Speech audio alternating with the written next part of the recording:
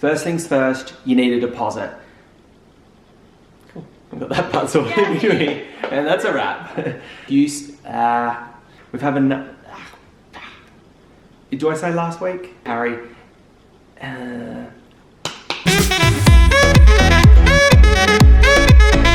Welcome back to Hustle with Harry, and we want to follow on from last week. We touched on the state of the market, and we've had a number of messages now of people asking, well, how do I get into the market if it's so difficult?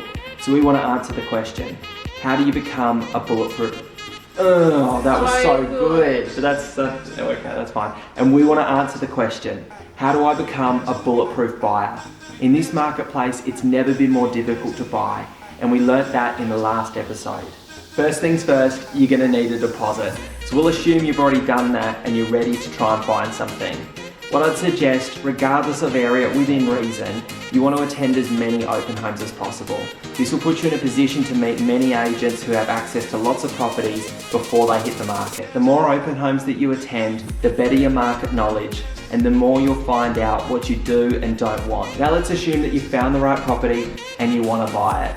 Possibly the most challenging thing in Hobart right now, as competition is through the roof. What I can't stress enough is when you're looking to make an offer, make sure it's in writing. In the Standard Law Society contract, there's a few key clauses to consider: finance, building, and subject to sale. Now, subject to sale is not as common as the marketplace is so fierce, and a lot of our clients are preparing their properties for sale before they buy. Now, if we're going to use a finance clause, the shortest time borrowing the least amount of money is going to look the most attractive. The next would be a building inspection. Again, most common is that you make your offer subject to a building inspection. However, what I have seen for the really hot buyers is they'll get their building inspection done prior.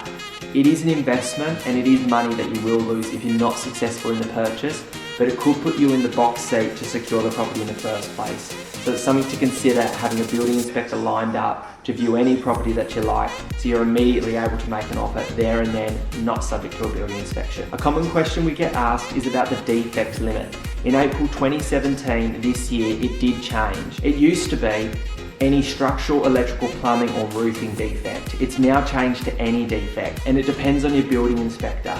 We've had defect items listed as small as hinges in the kitchen cupboards. What we're gravitating towards, and what seems to be a fair limit, is 5%. Standard time frame for a building inspection is 7 days. Something that was also introduced in April was the cooling off period. Essentially, it allows buyers to change their mind 3 days after the contract.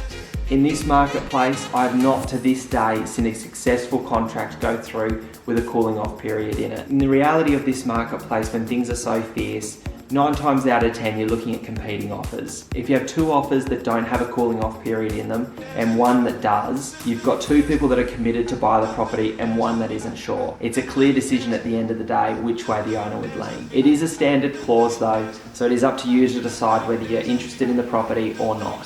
What I'd suggest, as soon as you found the right property, regardless of other interest, focus on your own race. Once you know you're interested, get your offer in.